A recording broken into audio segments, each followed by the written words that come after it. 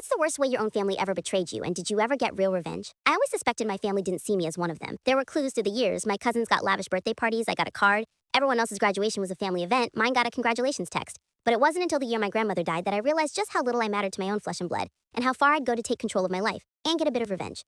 My grandmother was the center of our family, a sharp-tongued, fiercely loving woman who somehow saw through everyone's excuses. She used to sneak me cookies at family dinners when my mom would pick up my plate or tell me I didn't really need dessert. When she got sick, I was the only one to visit her every day in the hospital. My aunts, uncles, and even my mother rotated duties, showing up just long enough for a selfie and a check-in call to each other about how hard it was watching Grandma get old. Before she passed, Grandma pulled me aside and gave me something, a small safe deposit box key. She whispered, "You always love the little things. These are for you, and no one else." I didn't really care what it was. The gesture was everything, or so I thought. When she died, the mourning lasted a week and the fighting over her estate began almost immediately. The will was read. Most things were split among her children, but a single line read, "The items in my deposit box belong to my granddaughter Rachel." My mother's face tightened. My aunt stifled a smirk. The lawyer handed me the key in a sealed envelope. After the service, as people drifted away, my mother asked for a little chat. She started, polite but cold. "Your grandmother was getting forgetful, you know, it's only fair we look after what she meant for all of us." My aunt and uncle took her side, inventing reasons why it would be easier if they just collected everything and maybe saved a few things for me.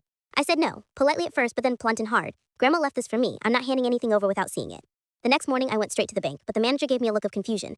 "I'm sorry, the box was empty yesterday. Someone came in with the right documents." My heart dropped. I called my mom. She didn't answer. I texted my aunt. "Oh, we thought you decided you didn't want it. We handled it for you. Just a few trinkets, nothing valuable." I was shaking with fury and devastation. I left messages for the lawyer who confirmed no one else had the legal right, but sometimes the bank gets confused with family. The branch couldn't help. They had followed procedure, apparently based on signatures that matched my mother's name, but not her handwriting. Fraud, subtle but unmistakable. What followed was weeks of being gaslit. Every time I protested, my family painted me as bitter and ungrateful for complaining over nothing more than a few heirlooms. At Christmas, they had the nerve to display one of Grandma's antique brooches at dinner, claiming it had always belonged to the family. That's when I snapped. I dug deep. Grandma had always told me, if you want something done right, you do it yourself, then you write it down. Well, I took that to heart. I went through my files and Grandma's old letters, finding a document she'd given me years ago. A handwritten note, dated, stating what was in the box and why it was for me. To Rachel, for her kindness and for always remembering the little things. These are yours.